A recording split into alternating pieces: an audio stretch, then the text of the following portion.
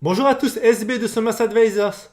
Cette vidéo marque le lancement d'une nouvelle playlist intitulée Le monde de l'entrepreneuriat. Dans cette playlist, nous allons discuter toutes les questions qui entourent la création et la croissance d'une entreprise. Dans cette première vidéo, nous allons discuter des questions à se poser avant la création d'une entreprise. Car comme vous devez déjà le savoir, une entreprise, ça se prépare. Il ne faut pas s'y jeter au hasard.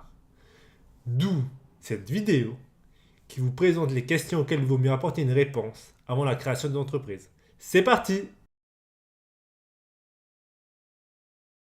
La chose la plus importante en tant que futur entrepreneur est d'avoir un concept. Un concept qui permet de vous démarquer. Qu'est-ce qui fait que les consommateurs viendront chez vous et non pas chez vos concurrents? Parce que, soyez honnêtes, vous êtes d'ores et déjà désavantagé parce que vous êtes le petit nouveau. Alors on ne vous parle pas d'un concept révolutionnaire. On parle du petit plus qui fera la différence. Ça peut être une différence par les prix, donc des prix plus bas. Ça peut être un nouveau produit. Ça peut être un produit qui n'existe pas encore dans un lieu donné.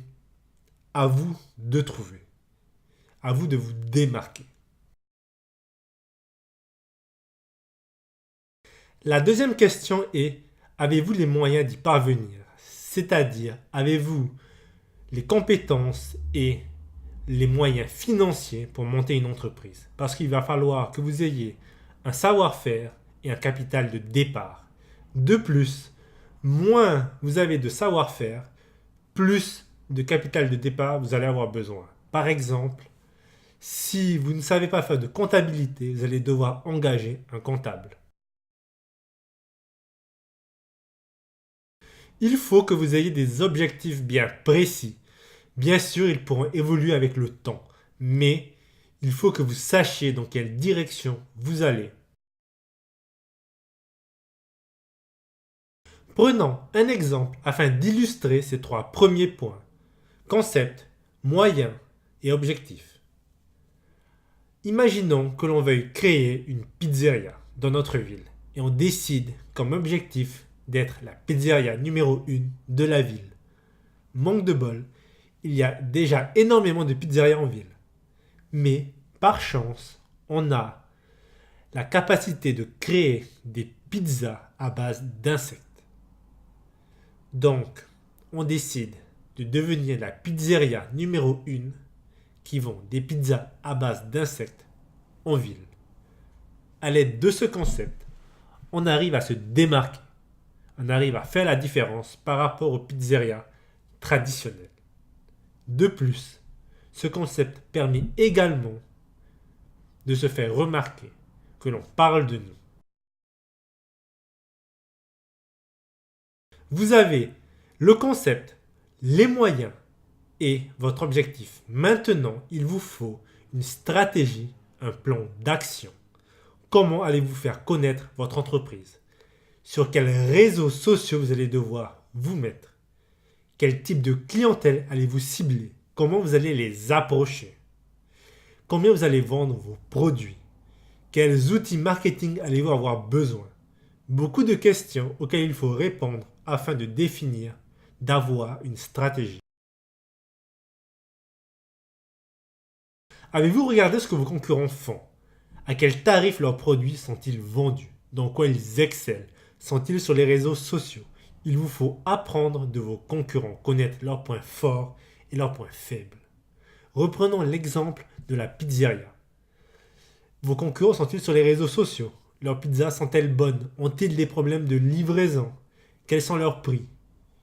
Avant de lancer une entreprise, il vous faut connaître un maximum sur vos concurrents. Il faut savoir quel cadre juridique vous allez avoir besoin. Il y a micro-entreprise, SAS, Société à action simplifiée, SARL, Société à responsabilité limitée. Il y a énormément de cadres juridiques possibles. À vous de vous documenter pour savoir lequel vous allez avoir besoin.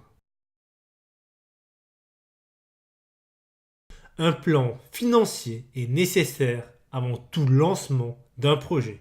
Comme expliqué précédemment, il faut que vous ayez un fonds de départ, mais il faut également faire des prévisions. Des prévisions sur vos coûts et profits. Planifier ses finances est primordial. Toute entreprise doit le faire. Combien d'entreprises ont mis la clé sous la porte parce qu'ils n'avaient pas planifié assez leurs finances? Un petit conseil, pensez à planifier plus que nécessaire, car il y aura toujours des coûts, des charges imprévues. Il faut comprendre que le projet parfait n'existe pas.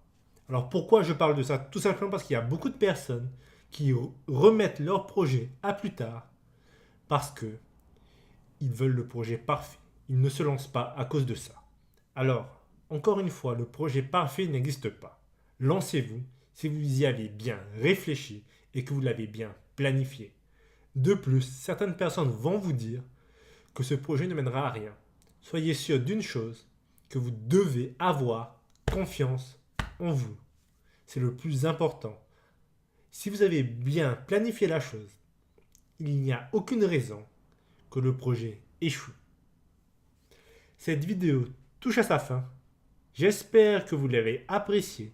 Si vous avez des questions, n'hésitez pas à nous les poser en commentaire ou par mail. Et je vous dis à très bientôt pour de nouvelles vidéos.